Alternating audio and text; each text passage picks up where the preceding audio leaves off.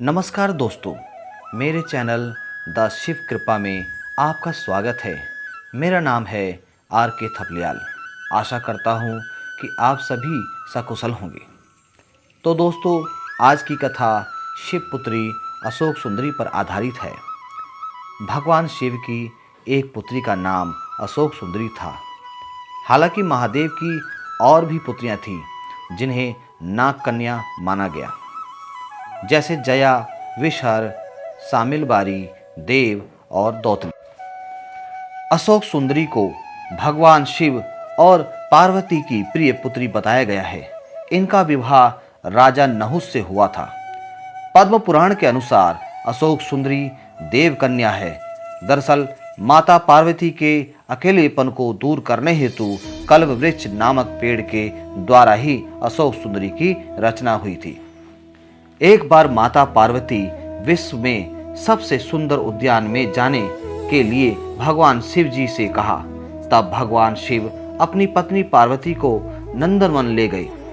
वहां माता को कल्प वृक्ष से लगाव हो गया और वे उस वृक्ष को लेकर कैलाश आ गई। कल्प वृक्ष मनोकामना पूर्ण करने वाला वृक्ष है।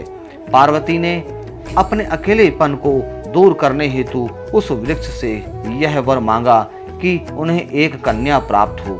तब कल्प वृक्ष द्वारा अशोक सुंदरी का जन्म हुआ। माता पार्वती ने उस कन्या को वरदान दिया कि उसका विवाह देवराज इंद्र जैसे शक्तिशाली युवक से ही होगा।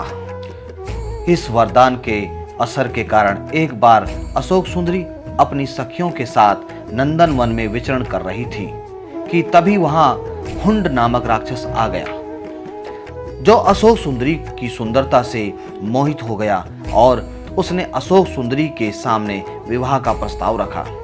लेकिन अशोक सुंदरी ने अपने वरदान और विवाह के बारे में बताया कि उसका विवाह नहुस से ही होगा।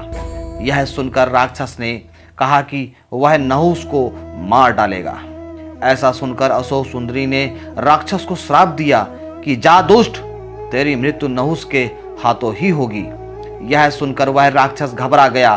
तब उसने राजकुमार नहुस का अपहरण कर लिया, लेकिन नहुस को राक्षस हुंड की एक दासी ने बचा लिया। इस तरह महर्षि वशिष्ठ के आश्रम में नहुस बड़े हुए और उन्होंने हुंड का वध कर दिया। इसके बाद नहुस तथा अशोक सुंदरी का विवाह हुआ।